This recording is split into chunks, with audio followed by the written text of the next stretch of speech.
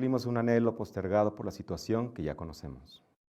Finalmente, hemos concretado este ansiado encuentro con la escritora libanesa Yomana Haddad. A nombre de la Escuela de Humanidades y Educación de la región Centro-Sur, de la Cátedra Alfonso Reyes y del Campus Puebla,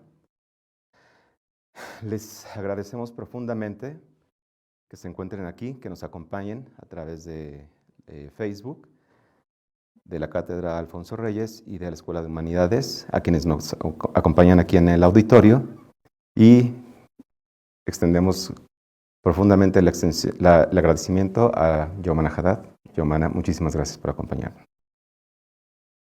Yomana Haddad nació en Beirut en 1970. Es escritora, periodista, profesora universitaria y activista para los derechos de las mujeres. Fue responsable de las páginas culturales de An-Nahar, el principal diario libanés, y fundadora y redactora jefa de Yazad, revista especializada en literatura, cine y arte eróticos en lengua árabe. Nuestra invitada es políglota y autora de más de una decena de títulos de poesía, narrativa, así como de la novela que hoy nos convoca, La hija de la costurera. Sus libros han sido traducidos al italiano, al francés, al alemán, al sueco, español, entre otros. Ha publicado en español los poemarios Allí donde el río se incendia, El retorno del Lid y Espejos de las fugaces. El cuento erótico Los amantes deberían llevar solo mocasines, el libro infantil Las 7 vidas de Luca, la obra de teatro Jaulas y los ensayos Yo maté a Sherezad, Superman es árabe y El tercer sexo. Ha recibido diversos premios árabes e internacionales y fue nombrada por el alcalde de Nápoles embajadora honoraria de la cultura y los derechos humanos. De 2012 a 2016, Yomana enseñó literatura creativa en la Universidad Libanesa Americana de Beirut. Desde 2018 presenta un programa de televisión sobre los temas de los derechos humanos en el mundo árabe.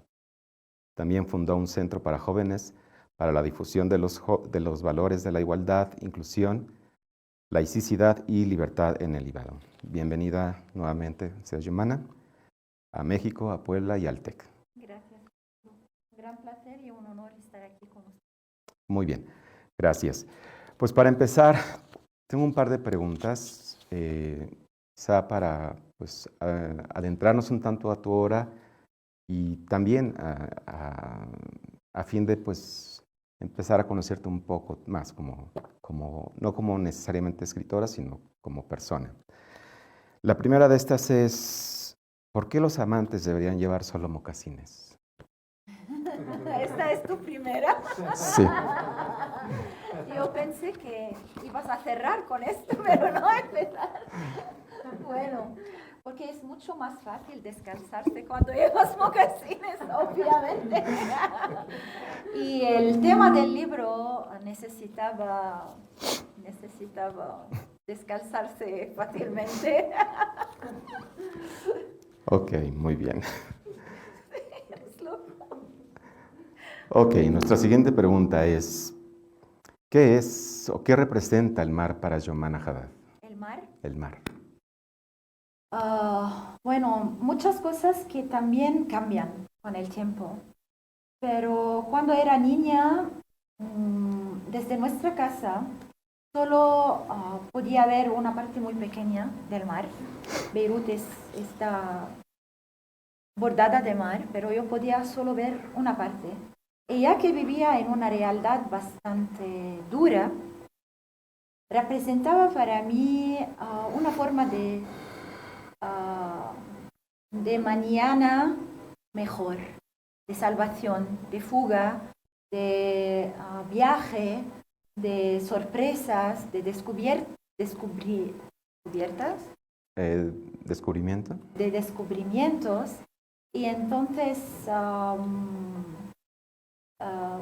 eso es un poco la esencia de lo que era para mí.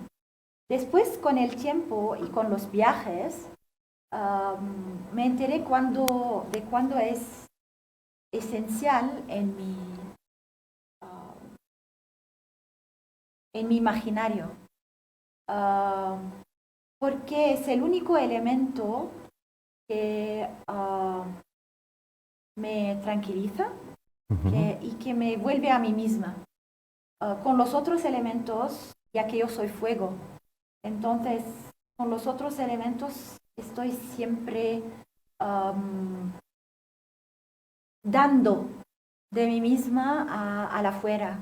El mar me vuelve a mí misma y así puedo un poco ser más tranquila, encontrar las voces interiores que tengo y bueno, los sueños. Y es una de las cosas más importantes en la vida. Y entonces, en tal sentido, el mar es una suerte de marco adecuado para tu proceso creativo. Sí, aún no está presente necesariamente de manera directa, pero sí. Y también como hija del Mediterráneo, hace parte de una, no quisiera decir identidad, porque la palabra identidad es muy encargada de sentidos que yo no quiero o no a las cuales lo creo, pero sí que es como una parte de mí es el mar. Ok, muy bien, gracias, Xiomara. Hablando ya, ahora, adentrándonos ya específicamente en tu primera novela, La hija de la costurera, es un libro complicado, es muy duro. Hubo momentos en que tuve que apartarlo de mí, porque lo leído me consternaba, me provocaba un nudo en la garganta, en verdad. Creo que hay que contar con cierta madurez emocional para poder leerlo por los pasajes tan crudos en determinado momento.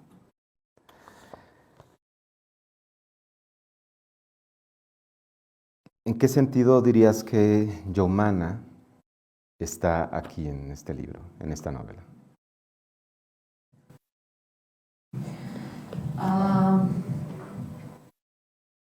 Diría que Youmana está en este libro.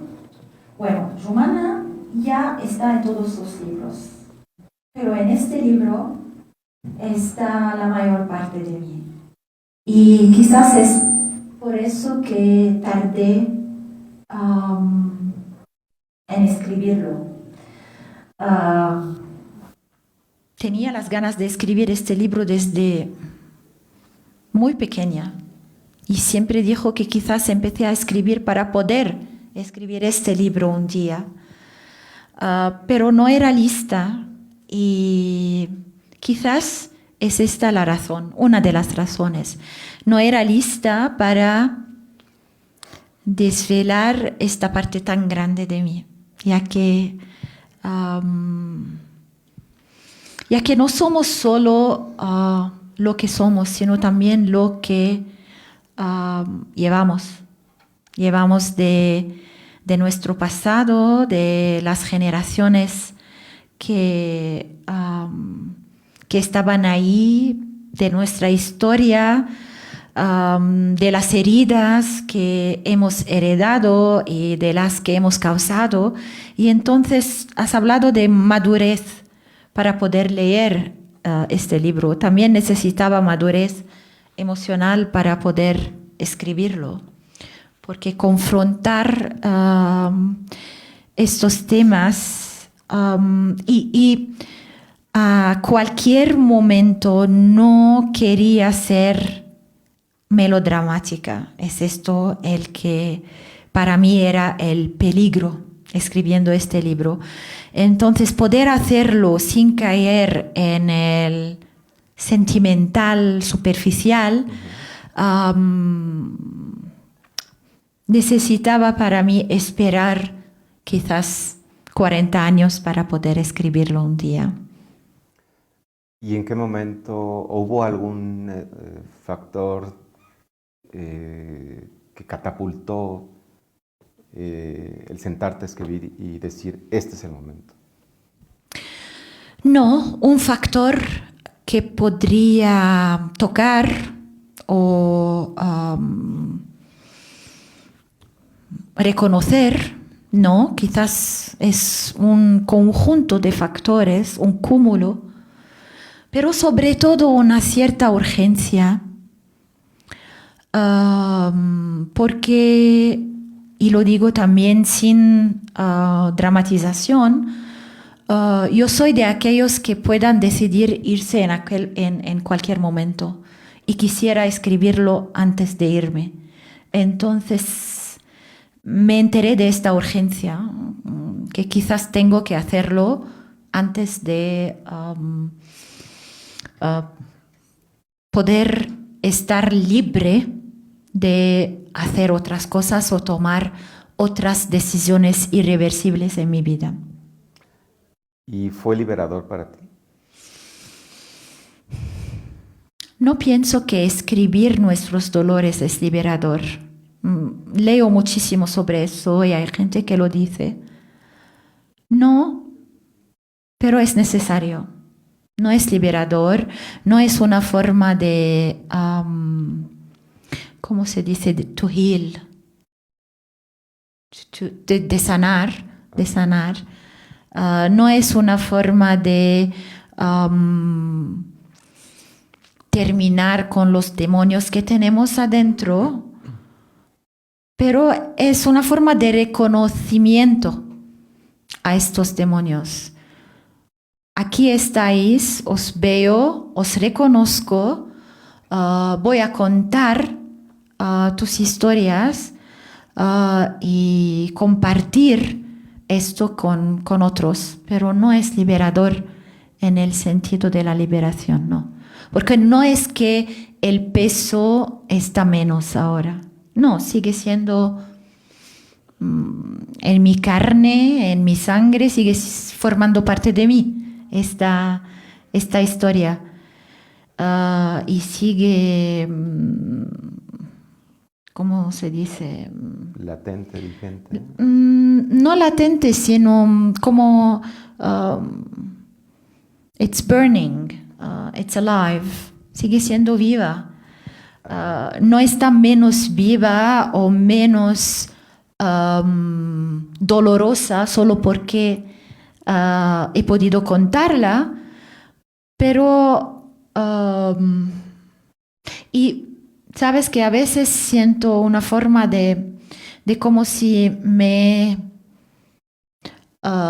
traicionado contándola, porque siendo dentro de mí todo este tiempo, ha sido como una de mis no sé, de mis luces que me guían en la vida. Y ahora que he compartido todo esto con otros, a veces siento que he traicionado esta luz. No se puede explicar, no es algo racional. Es un conjunto de... Pero sí que estoy también contenta de haberlo hecho. En esto que señalas en relación a la traición, ¿será que te sientes expuesta? No, nunca fue un problema para mí esto. De verdad me encanta ser expuesta. Yo escribo para exponerme, se dice. Sí. Porque es un desafío, es un gran desafío y lo hago siempre sin hacer compromisos. Okay. Es una de las razones para las cuales escribo. Es mi, ¿cómo se dice? Mi motivación, poder decir las cosas que tengo adentro sin compromisos, se dice, sin compromisos. Y entonces no es esto, sino una forma de celos. Era mía y ahora es la de todos que la leen, ¿sabes? Ok. Dando un pequeño giro al cariz de las preguntas, ¿en qué sentido crees que la literatura, específicamente, y a diferencia del ensayo, por ejemplo, puede ser un canal adecuado en términos de educación sobre temas tan delicados como la violencia hacia la mujer, la violación de los derechos humanos. Es uno de los medios, pero no es lo único. Claro, podría ser más eficiente de otros porque no es directo, es insinuador. Entonces, te educas o te emocionas sin enterarte necesariamente de que te estás educando, que estás descubriendo otras historias del mundo que quizás nunca has descubierto antes con otros medios. Pero sí, ya que es mi primera novela, después de haber escrito muchas otras formas, he también conocido el poder de la novela escribiéndola, porque no es una manera de escapar a decir las cosas que yo quiero decir, haciéndola al cargo de mis caracteres. Nunca tuve este problema. Porque a veces gente dice que escribe novelas para no decir las cosas como si fueran suyas, sino dar estas ideas al personaje principal o algo. No era eso, sino hacer llegar experiencias y ideas de manera indirecta, pero también elegante, no invasiva. Y siempre yo decía que nunca podría escribir una novela, porque no es mi manera. Yo soy muy así, Directa. en tu cara, muy directa. Pero descubrí que sí con esta. Ok. Hay ciertos pasajes en los que con la lectura pude identificar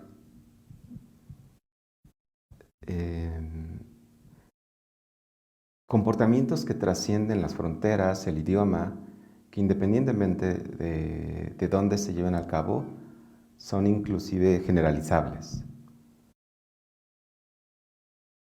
En términos de violencia, en términos de agresión. Y pensé, bueno, es que esto que estoy leyendo bien podría haber pasado en México. Lo veo en el telediario, lo veo en el noticiero, en el día a día.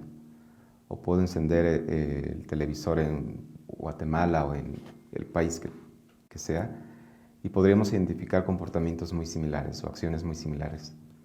En ese sentido, creo que es una novela, valga la expresión, universalizable. Y también que trasciende el tiempo, porque es cierto que empieza a inicios del siglo XX y finaliza pues, a inicios del siglo XXI. Y se van repitiendo ciertos patrones. ¿Qué podemos extraer de esta lectura en términos de insuflar cierto optimismo que nos haga pensar que sí pueden cambiar las cosas y que no todo es un perpetuo y eterno retorno? Bueno, si quieres optimismo, no es el libro adecuado, porque sabes que al final del libro volvemos al inicio del libro. Y entonces yo no creo más al optimismo, porque muchas veces es una forma de autoengaño. Lo inventamos porque necesitamos inventarlo. Inventamos la esperanza y es necesario inventarla, pero estoy bastante desilusionada con el género humano.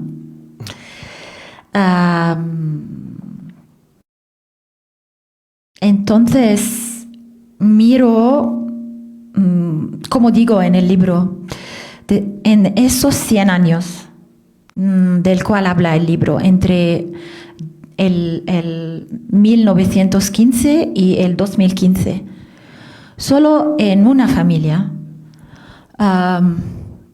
muchísimas guerras, muchísimas pérdidas, muchísimos dolores, pero sí que quizás la única luz que hay o que he podido mostrar es que después de cada caída tenemos que levantarnos y seguir luchando.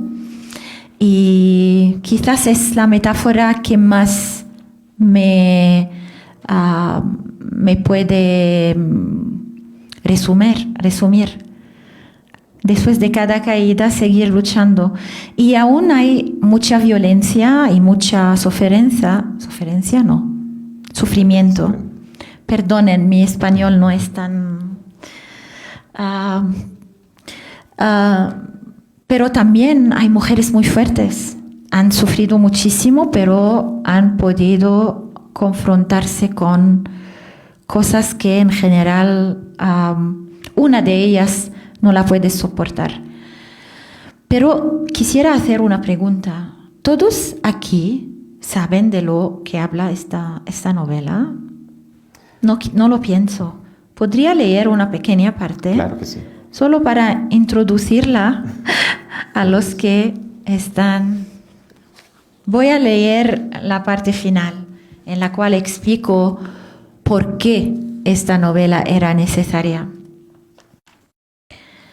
Mi abuela sobrevivió al genocidio armenio. Bueno, casi. Nació en Aintab, situada en el sureste de Turquía, de un padre armenio, Nazar, y una madre armenia, Marin. Los Markarian eran una de las muchas familias que en ese entonces formaban la gran comunidad armenia de la ciudad. Un día de abril de 1915, cuando ella tenía apenas 3 años, los soldados otomanos obligaron a sus padres y a cientos de miles de armenios a abandonar sus hogares. Atravesaron a pie el desierto sirio, sin comida ni agua, y a muchas personas las acosaron, torturaron, violaron y masacraron. Hubo más de 1 millón de muertos. Ella fue una de las sobrevivientes. Sobreviviente es mucho decir. Mi abuela se suicidó en Beirut en 1968. Tenía 66 años y yo 7. Ingirió veneno para rata. La vi tendida en el suelo de la cocina con espuma blanca saliéndole de la boca. Cada vez que pienso en ella es así como la veo. No estrechándome entre sus brazos, no contándome un cuento, no acariciándome el pelo o llenándome de besos, que es como debería recordarse a una abuela.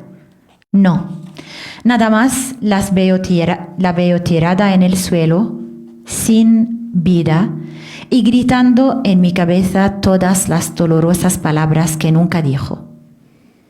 Así que, como verán, en realidad no sobrevivió al genocidio armenio. Como a tantas otras víctimas, la mataron, solo que con un poco de retraso. Ese día siniestro le plantaron una bomba de tiempo en el corazón y en el alma. Tic-tac, tic-tac. Explotó décadas después. Los no muertos de las guerras son cadáveres vivientes o bajas diferidas. Mi abuela nació en 1912, mi madre en 1946, yo en 1970 y mi hijo mayor en 1992. Soy mitad libanesa, un cuarto armenia y un cuarto circasiana, pero también tengo raíces sirias y palestinas. Cuando descubrí las sangres diversas que me corren por las venas, por fin entendí por qué siempre he estado en guerra conmigo misma dentro de mí misma. Es coincidencia que los antepasados del hombre al que amo sean turcos de Adana, donde empezaron las masacres. Espero que sí, casi con tanto fervor como quisiera creer que no.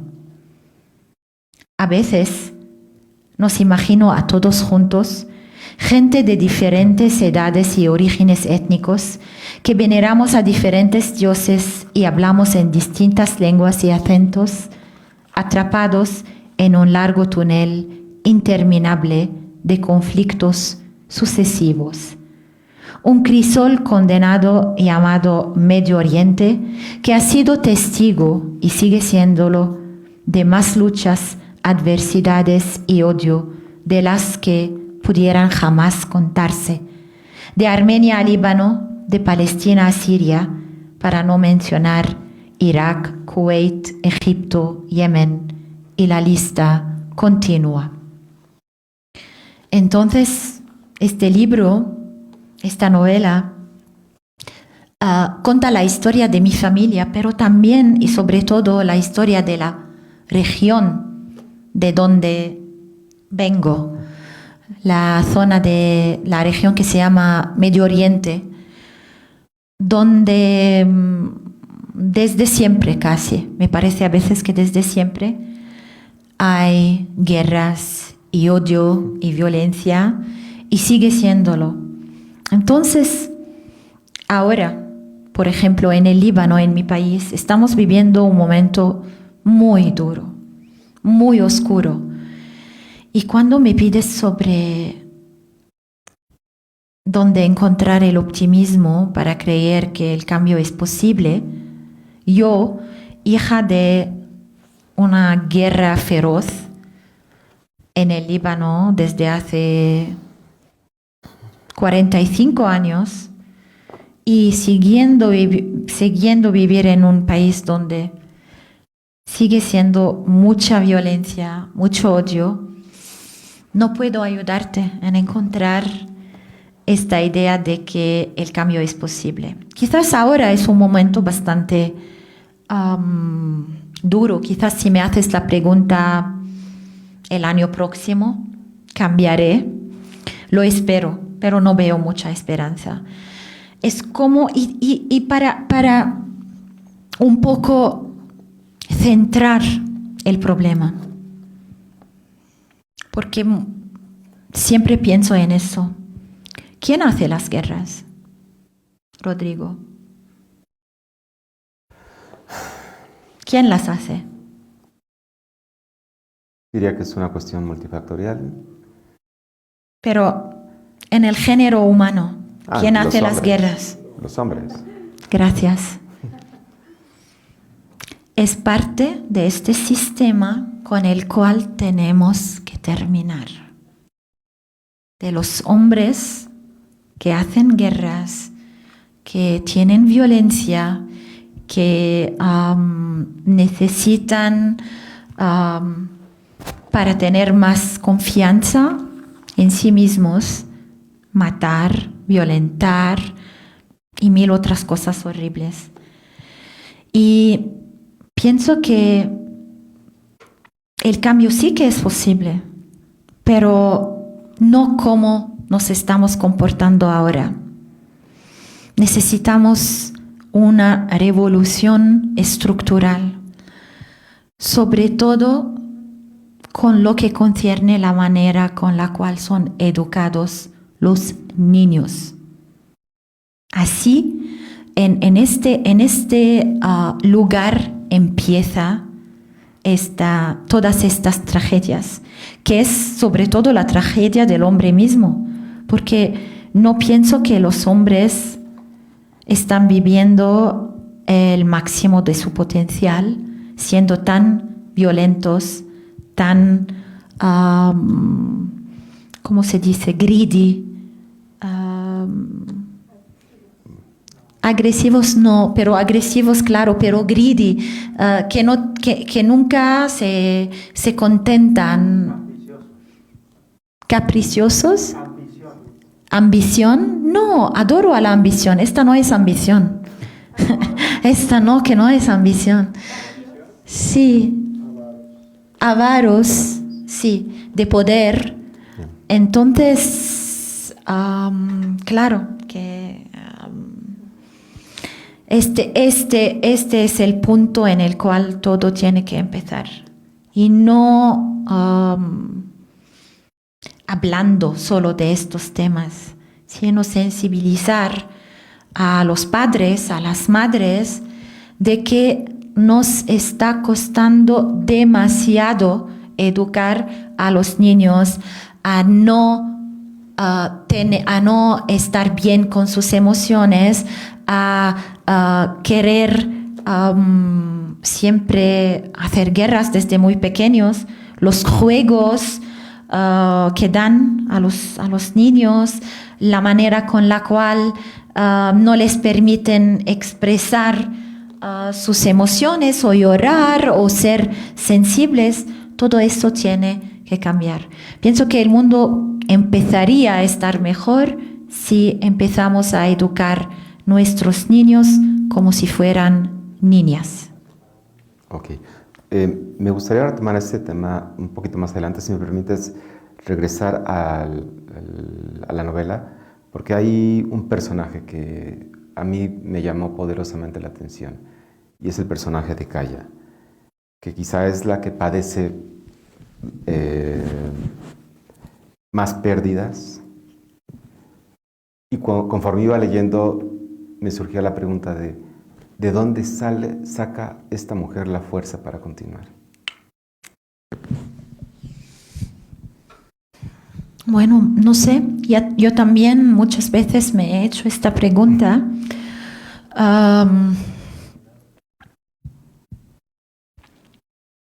Quizás algunos nacen con esta fuerza, ¿sabes? Y también, persino, el acto de suicidarse para mí era una prueba de máxima fuerza. Sin hacer el elogio del suicidio, no es lo que quisiera decir, pero yo la admiro muchísimo por haber hecho esto, por haber decidido andársene. ¿Se dice andársene? No. Irse. Pienso que hay una mezcla de amor a la vida, deseo de vivirla en todas las maneras posibles, un cierto talento para creer, como has dicho tú, que un cambio es posible, que un mañana mejor es posible, y una fuerza de carácter que no tiene necesariamente que ver con elementos racionales, ¿sabes? Y me gustaría creer que he heredado una pequeña parte de esta fuerza que ella tenía. Me gustaría de verdad creerlo, pero muchas veces pienso que no. Aún también mi vida ha sido una serie de caídas y después levantarse, caídas y después levantarse, pero lo que ella ha experimentado es monumental, increíble. Sí, me parece que es pues de resaltar y insufla, o por lo menos en mi caso me inspiró esta capacidad de levantarse una y otra vez y siempre continuar.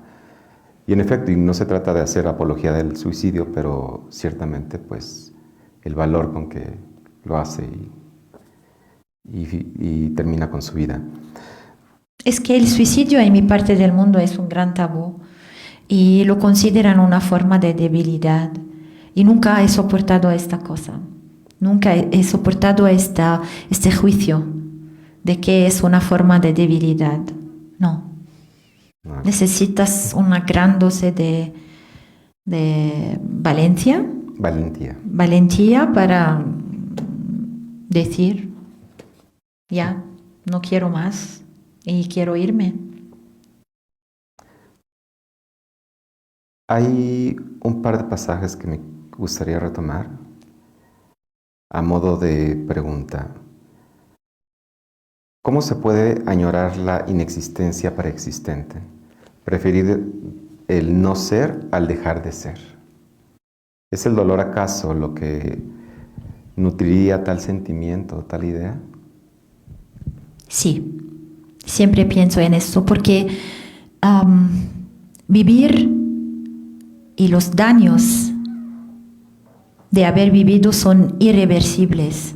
Entonces la verdadera serenidad está antes del haber nacido y no después. Ya cuando naces el daño está hecho, no puedes ir.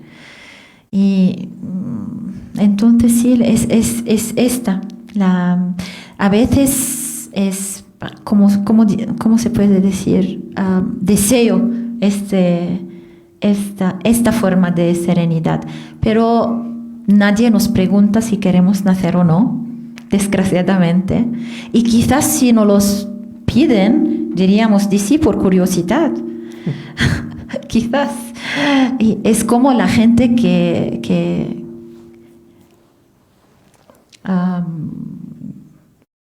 se casa. Siempre piensan que va a ser mejor, pero no necesariamente. Y nunca puedes volver atrás. El daño está hecho. Aun cuando divorcias, el daño ya está hecho. Entonces, sí.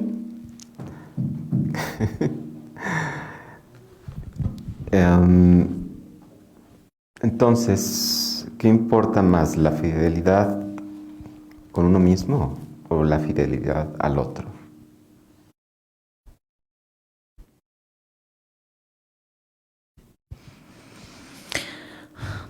Quisiera decir con uno mismo, pero hay una cierta facilidad en esto.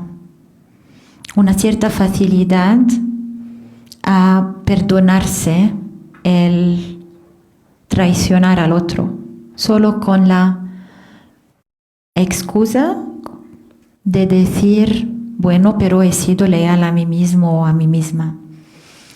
Y es demasiado fácil y poco daño. Entonces diría los dos, pero poder hacerlo es otra cosa. Poder hacerlo es uno de los desafíos, los dos, ser leal a sí mismo y ser leal al otro. Y también uno no puede no preguntarse qué quiere decir la fidelidad, qué quiere decir de verdad esta noción. No sé, es muy surhumana. Pues quizá la podríamos interpretar como la consistencia, la correspondencia entre lo que pensamos, entre lo que sentimos, lo que hablamos y lo que hacemos. Sí, pero esto no es el problema. El problema es cuando lo que eres y lo que piensas y lo que haces y lo que dices, que están en armonía, no están en armonía con algunas promesas que has hecho al otro o con el deseo que tienes de ser leal, pero nunca lo podrías. Pienso que a veces nosotros humanos ponemos ideales tan altos solo para, ¿sabes? Como los católicos. Flagelarnos, sí. Y hay muchos estudios. Voy a hablar ahora de la lealtad dentro de la pareja, porque hay muchas formas de lealtad. La lealtad con los principios o con las opiniones o con las ideas es bastante fácil, pero una de las cosas más difíciles es la lealtad en la pareja, pienso. Bueno, sobre todo cuando tienes esta sed de descubrimientos. Entonces, en este sentido, ser leal al otro sería no ser leal a ti mismo. Y entonces es una contradicción. Es por eso, yo pienso a veces que necesitamos dejarnos vivir sin demasiado pensar, porque no sé si hay esta palabra, el sobrepensar, to overthink something. Afterthink, pensar después está bien, pero pensar demasiado antes no está bien. No sé si me entiendes o si Sí. estoy... Sí. Pero eso no nos metería en cierto problema en términos, digamos, de cautela, de ser cautos en relación a hacer o no ciertas acciones, llevar al cabo ciertas, pues sí, acciones que tengan una repercusión eventualmente quizá negativa o desfavorable para nos o para alguien más. No he entendido la pregunta.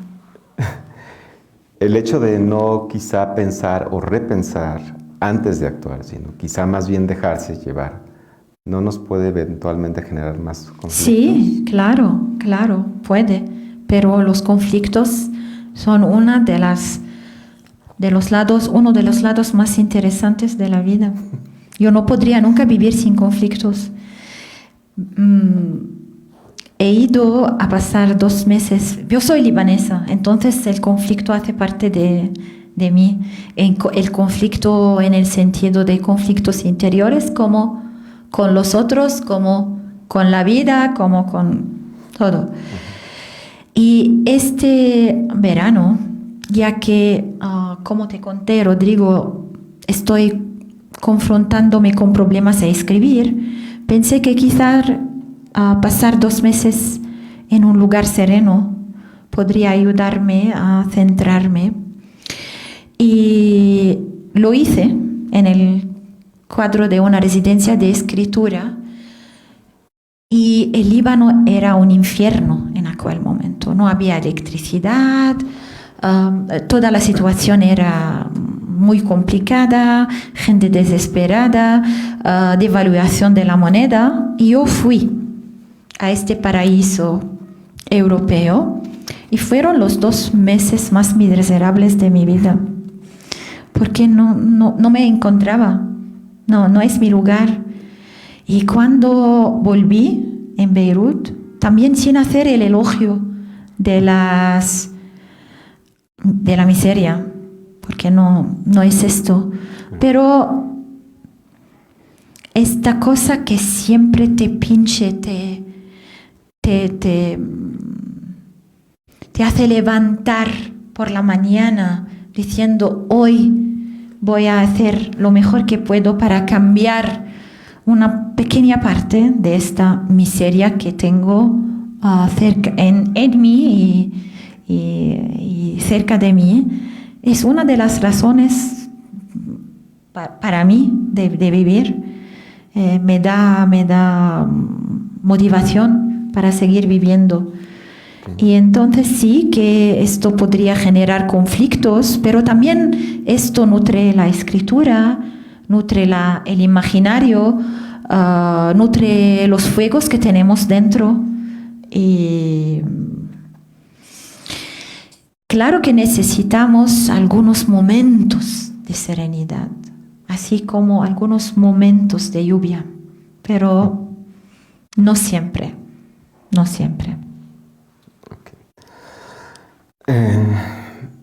Hay un pasaje que me pareció terrible y en ese momento cuando lo leí tuve que hacer de lado el libro y no lo pude retomar quizás hasta el día siguiente. Y en verdad que enmudecí. Y es el pasaje de Yedo Amén. Del abuelito Amén. Sí. Con Cana. Sí. Y la construcción de la granja de hormigas. Sí.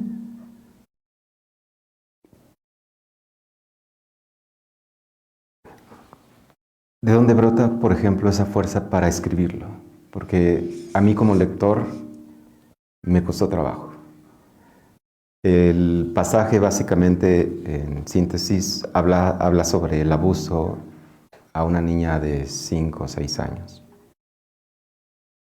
por parte de un hombre ya mayor y con engaños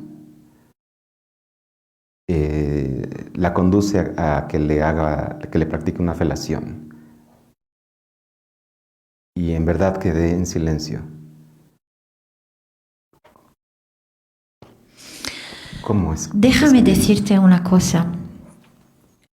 Cada día, en diferentes partes del mundo, está sucediendo esta barbaridad y muchas otras formas de barbaridad, sobre las cuales leemos en los cotidianos, en las redes sociales.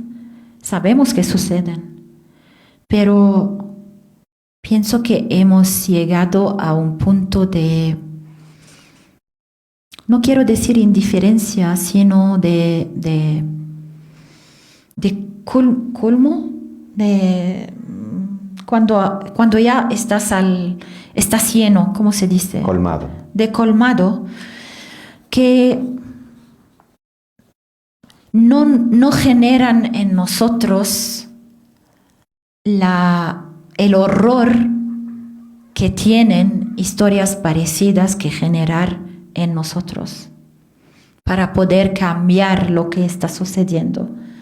La historia de Cana, niña, está sucediendo ahora, en este momento mismo, con quizás muchas niñas en muchas partes del mundo. Ahora hay también niñas que están forzando a casarse. Hay mujeres que son violadas ahora a las 2 de la tarde de México. Esto está sucediendo en muchas partes del mundo. ¿Pero qué estamos haciendo? No podemos decir que no podemos hacer nada. Podemos hacer mucho.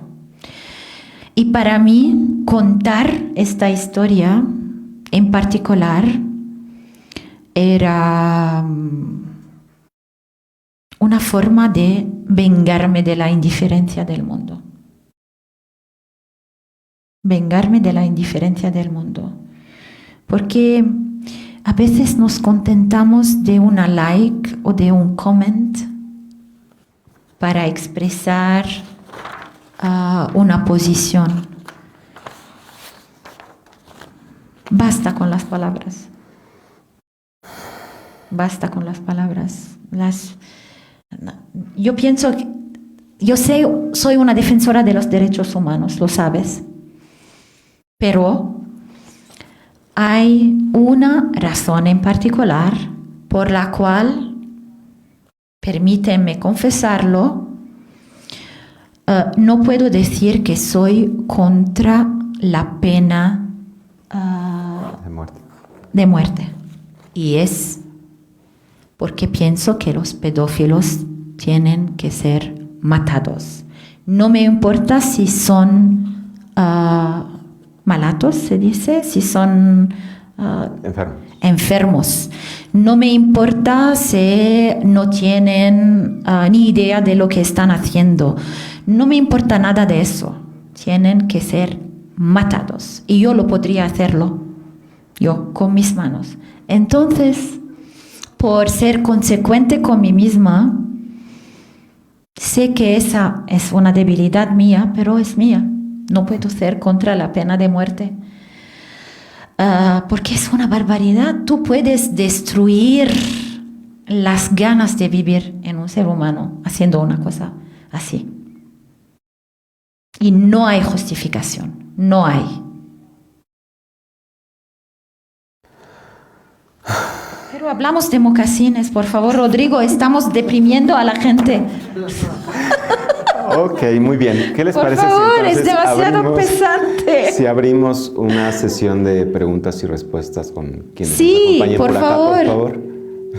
Entonces, quien tenga alguna pregunta, por favor, si son tan amables, por allá. Royce Sí, gracias.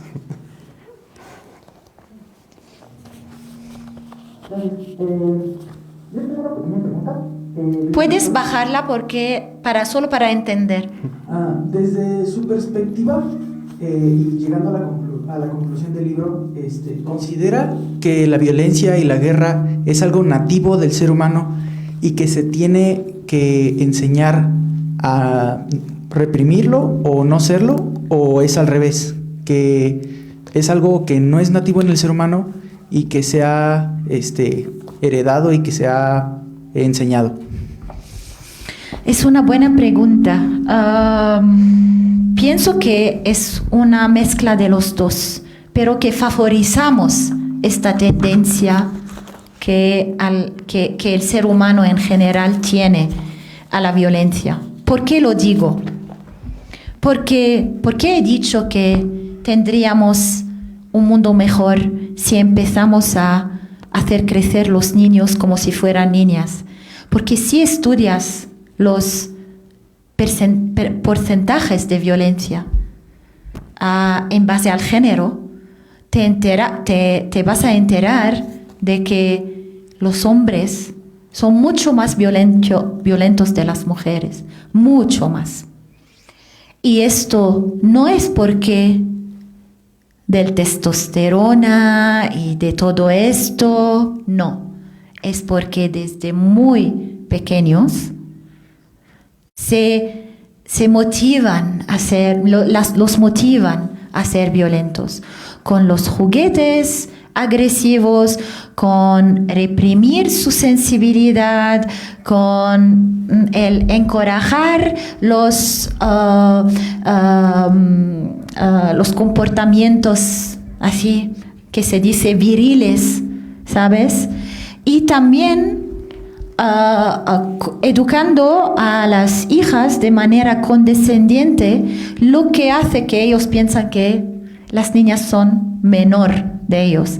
Entonces, quizás sí que tenemos un instinto guerrero como seres humanos, pero no es esta la razón por la cual hay tan guerras y tan violencia.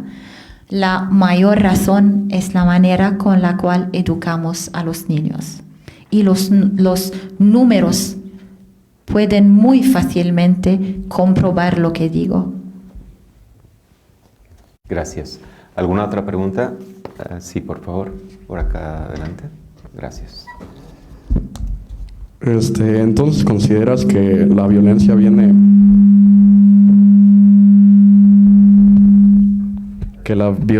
del ser humano?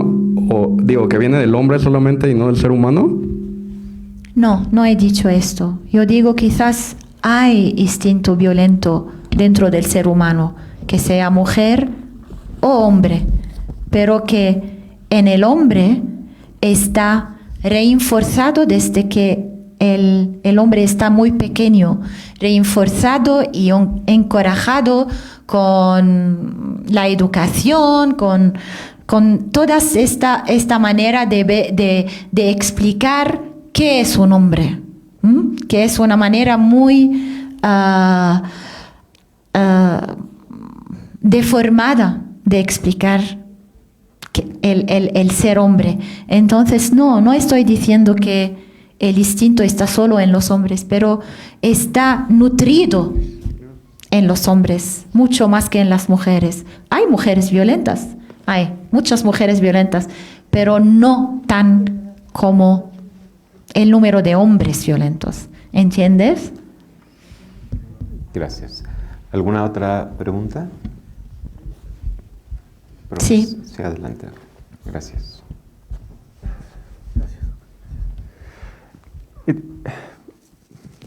Mejor. Complicado de entender una situación, cualquier situación, dependiendo de la persona.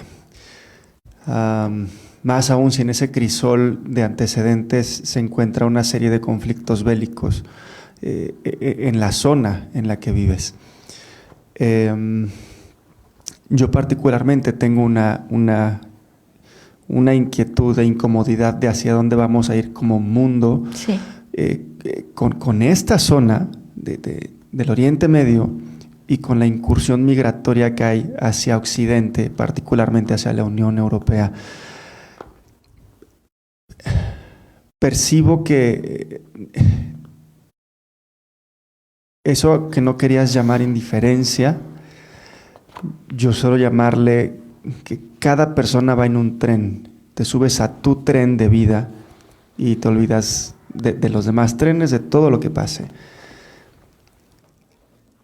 Lastimosamente eso nos está llevando cada vez más a, también lo comentaste, mensajes vertidos en palabrería en redes sociales y a la mala utilización de redes sociales, ya sea por desinformación, fake news o ausencia. Odio, discursos de odio. Hay todos unos estudios y ahora estoy yo por involucrarme en estudios precisamente de esos discursos de odio versus la percepción de las personas. Lo más triste es que cada persona sigue en su tren y elige esos canales de comunicación y no te enteras de cosas que pasan al exterior. Sin embargo, me parece que México mismo es un país de tantos contrastes que no estamos exentos de estas situaciones. Toda vez que como autor escribes y logras un impacto, el que tú estás buscando, esa venganza que también comentabas hacia la indiferencia, que ahora ya te animaste a nombrarlo como lo que es. ¿Cuál es el siguiente paso? Vamos, es una pregunta casi hasta tonta, ¿no? De que cada uno de nosotros puede resolverla, pero hay muchísimas respuestas. Cada uno tendrá una respuesta. ¿Cuál es el siguiente paso? ¿Tú cómo lo considerarías como autora después de que ya se logró este impacto? ¿Cómo sigue en el cauce de vida Youmana? No la autora de esta novela, sino la persona y su influencia alrededor. Puedo darte la única respuesta y la más fácil que pienso he aplicado en mi vida. El mayor impacto en mi vida no es mi escritura, no son mis libros, no son mis conferencias, no es mi manera de ser o de expresarme. Es la manera con la cual he hecho crecer mis 2 hijos.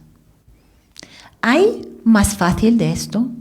¿Por qué cada uno de nosotros, los que por lo menos deciden tener hijos, por qué no lo hacemos? ¿Por qué no hacemos crecer seres decentes, hombres decentes y mujeres que creen en sí mismas? Porque hay muchas mujeres que sufren de la violencia de la cual hablamos y siguen educando a sus hijos de la manera con la cual ella ha sido educada y su pareja violenta ha sido educado. Esto no lo entiendo. Pero, dicho esto, el saber que hay otra forma de educar a sus hijos, esta forma de lucidez, es un lujo. No es dada a todos. Con la pobreza, con los problemas, con la política, con la economía, hay muchos que ni se enteren de que hay otra forma. Hay en este punto una esperanza de hacer el mundo mejor. Porque ¿quién hace el mundo de mañana? Es la generación que estamos educando ahora. Entonces es un poder enorme que no estamos utilizando. Y por eso yo creo en una arma que se llama awareness, sensibilizar a los otros. Porque a veces es suficiente solo dar esta posibilidad a la persona para que pueda hacer una diferencia. Y entonces, quizás no con tus hijos, sino también con los hijos de otros. Para mí, lo que más quiero hacer en lo que permanece de mi vida es más sensibilización, más educación, no el sentido de la educación formal, sino del decirte, mira, Andrés, hay otra forma de hacer que podría transformar este mundo en el cual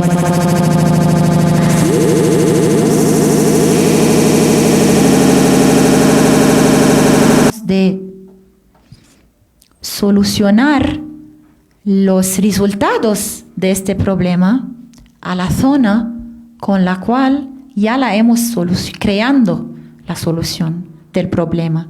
Y no, instead of dealing with the results, we're creating the solution. You know? Ahora estamos solo probando encontrar soluciones a los problemas, pero no a resolver el problema esencial o mayor. Y esto sí que es importante. Difundir esta conciencia. Si la tienes, difúndala.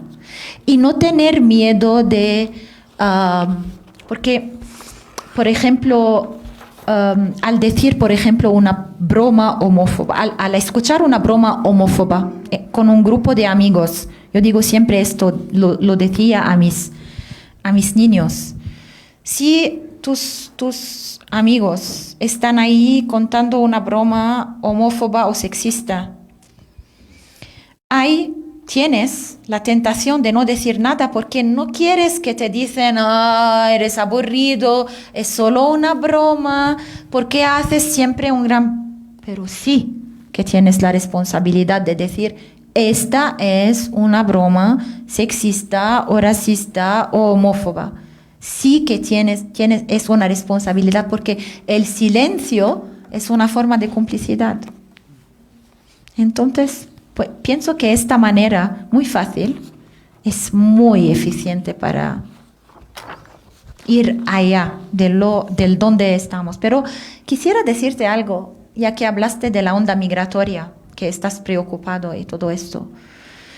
El verdadero peligro no es los migrantes que están yendo del mundo árabe a Europa.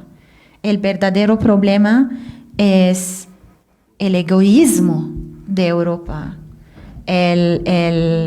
la falta de hablan mucho de derechos humanos, pero ni respetan a los derechos humanos.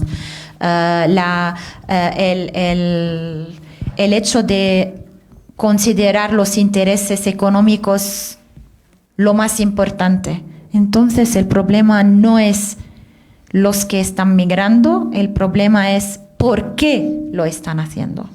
Sí, justo. Solo una breve, pequeña aclaración. Para mí el problema no son los migrantes, sino justamente las condiciones que se dan, lo que está pasando en Bielorrusia, en Polonia, este ir y venir de personas que quedan en medio de intereses no solo económicos, sino políticos, porque la política les lleva al poder en todo un bloque. Bueno, muchas gracias.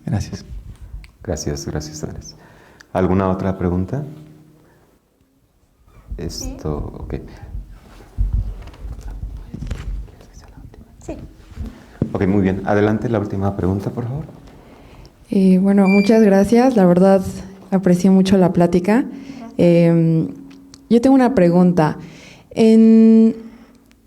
Siento que a veces en esta lucha nos encontramos solas.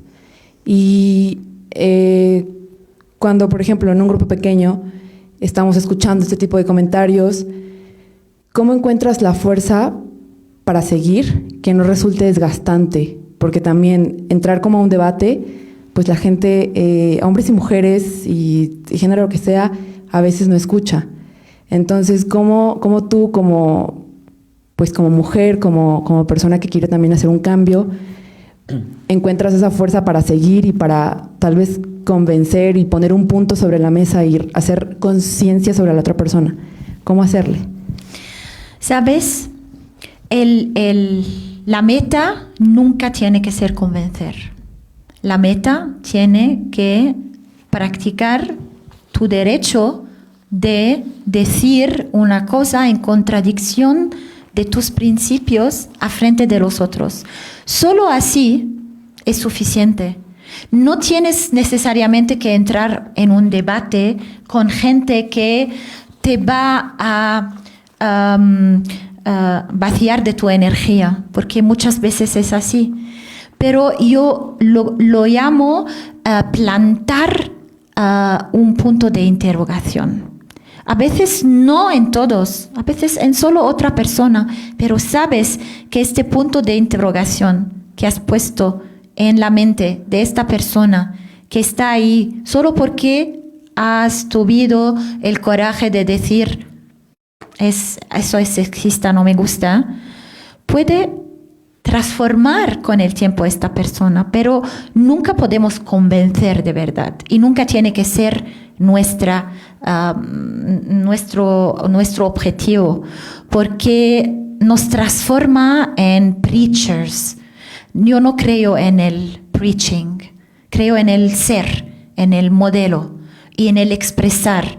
Preaching, no, porque siempre genera una reacción contraria de parte de los otros y se vuelven mucho más convencidos de su posición porque quieren hacer un tipo de guerra contigo. Entonces sí, ¿y sabes cuál es el poder? La insolencia. Yo adoro a la insolencia. Insolencia se dice, tú tienes que ser insolente y decir, no me importa lo que van a pensar, yo voy a decir lo que pienso. Esto sí. Muchas gracias. Pues a nombre de nuestros directivos, del gran equipo que colaboró para que esto fuera posible, muchísimas gracias a quienes nos han seguido en Facebook, a quienes están aquí acompañándonos en el auditorio y pues sobre todo a ti. Muchas Giovanna. Gracias y gracias a ustedes Gracias. y a ti, Rodrigo, y a la TEC. Vamos a entregar un pequeño reconocimiento que dice lo siguiente: el Tecnológico Monterrey y la Escuela de Humanidades y Educación extiende el presente agradecimiento a Giovanna Haddad por su inspiradora conversación en torno a su libro La hija de la costurera, Puebla, 26 de noviembre de 2021. Pensé que es un cheque de $1 millón, pero bueno. Y un obsequio. Qué bien, muchas gracias, soy muy honrada, de verdad. Y un obsequio. Gracias, muchas gracias. A ti, Giovanna. Gracias a todos y a todas. Que están aquí. Ok. Escuchamos en Zoom. ¿Nos escuchan? Aló, Héctor, Ana Laura. Sí. ¿Nos escuchan? Los escuchamos. Perfecto. Rodrigo, Giovanna, qué placer, un beso. Recuerdo con mucha emoción, Giovanna, ese 12 de marzo en Monterrey del 2020, cuando estábamos por iniciar una gira para visitar varios campus del TEC y te habíamos recibido con muchísimo entusiasmo y con mucho cariño ahí en el campus Monterrey. Y justamente un día antes de la catástrofe. Exacto. Y qué maravilla, Giovanna, que ahora haya coincidido esta visita tuya a México para poder concretar esta conversación y que estés ahora en el Campus Puebla, que te hayamos podido recibir. Me da muchísimo gusto, me parece un verdadero regalo, un acto de generosidad enorme de tu parte y un regalo del universo que hayamos podido coincidir de esta manera. Y te lo agradecemos profundamente y sobre todo te agradecemos esta reflexión tan profunda, tan sensible sobre la necesidad de una revolución estructural que comienza por las conciencias de cada una y de cada uno y con nuestra capacidad de plantear el pensamiento crítico con toda su fortaleza, sinceridad y de manera también humanista y amorosa. La invitación para que lean tus libros que por fortuna están traducidos al español y la invitación para que pues nos vuelvas a visitar por acá. Sí, lo quiero. Serás recibida con muchísimo cariño. Ojalá el próximo año, si te animas, te recibimos con muchísimo cariño. Con un gran saludo placer. para todos en Puebla, un saludo para Rodrigo y un gran abrazo y un beso para ti, Yumana. Chao, querida, te adoro. Chao. Gracias, Ana Laura. Muchísimas gracias.